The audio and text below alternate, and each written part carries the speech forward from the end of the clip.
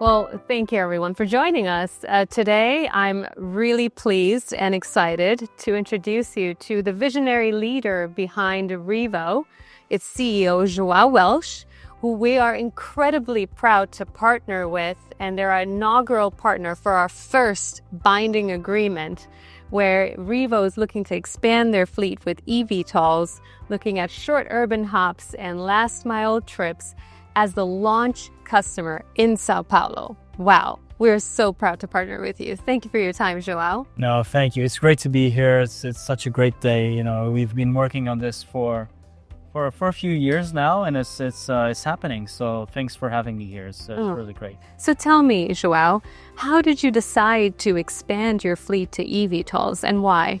First, we identified the problem, right? A few years ago, we saw that mobility in megacities are an increasing issue, and we were looking how could we help solve this issue by using vertical lift, which we already do today with helicopters.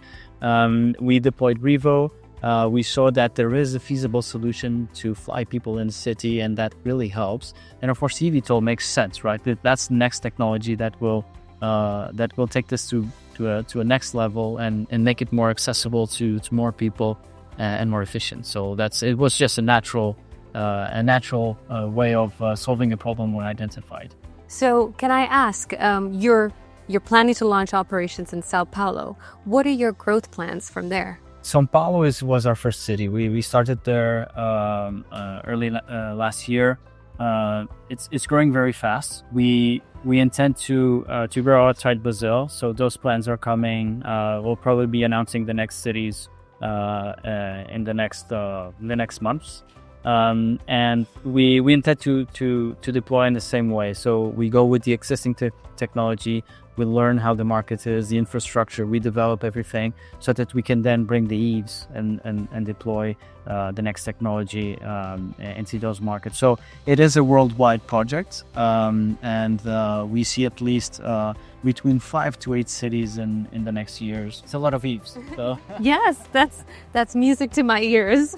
So, when it comes to infrastructure readiness for launching operations, how do you envision at the time of entering the service infrastructure readiness would support you in your operations, and what can Eve do to partner with you in this regard? I think we've done a lot already, right? So, both our teams have been working very hard identifying what needs to be built in the ecosystem, whether it's the managing the airspace as we've done with the trial with Vector, and of course the infrastructure on the ground is something that needs to be addressed. But we've done a lot of work. We've identified several solutions, and our daily operations help because in a sense we're already landing large aircraft the size of this aircraft exactly building. So yes, let's not overcomplicate it. Let's see from where we are today, what do we need to tweak to actually adapt to electrical vehicles. So and we don't think it's that it's not something that difficult. We see solutions out there, so we're not seeing that as an issue today. We just need to deploy the solutions, and again, we need to focus on training people, training pilots, mechanics, cutting up the service. The infrastructure will be there by the time these aircraft get delivered. Yeah. You mentioned training, pilot training, and I know that our teams have been working tirelessly over the years to ensure that we come up with pilot training programs. We've partnered with Embraer and CAE, the joint venture, to be able to be our training provider. Can you shed a little more light in terms of how our teams have worked together to be able to shape these pilot training programs and why it's so important to Revo? No, absolutely. It's I think maybe 4 years ago, we were discussing delivery slots, and I remember saying in the meeting, look, at Revo we don't want to have the first aircraft, we want to have the first pilot. Yeah. Because without a pilot, you won't be able to fly. So that's where those conversations started, and the team at Eve has done a brilliant job. So today we have a clear path on how we can get pilots acquainted with the technology even before they're trained, because there's a lot of questions. Pilots, they don't know how these aircraft will work, how different they are.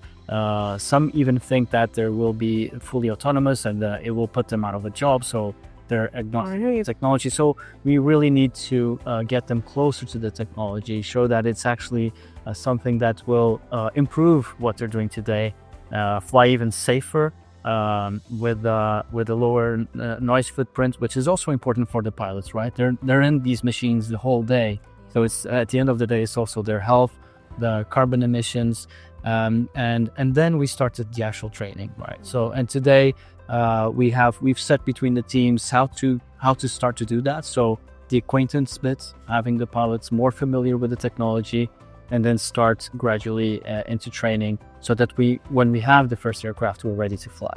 I can speak from firsthand experience, from Yves' firsthand experience working with your teams has been incredibly insightful to be able to understand and to be able to determine what a seamless pilot training experience could like. And there's still more work to be done, like you said. This is just the start of the journey to be able to be ready for entry into service.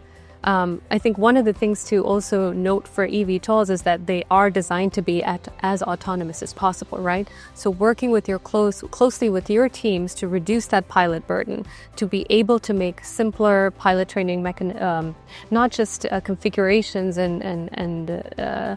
but being able to operate the vehicle and then connect it to the training program. So we're really appreciative, and we are looking forward to continuing to collaborate with your teams to be able to get to the day where we can kick off the training for our pilots, for your pilots. Exactly. And then they're on your passengers. I wanted to thank you for your time. Thank you. I could not be more excited about our partnership and taking it to the next level and seeing the Revo eVTOLs flying in São Paulo. No, absolutely. It's today we close one chapter and we open the new one. So let's run. We need to run faster now. Let's sprint. Let's go. Yeah. Let's go. Thank you, Dan. Thank you very much. Thanks.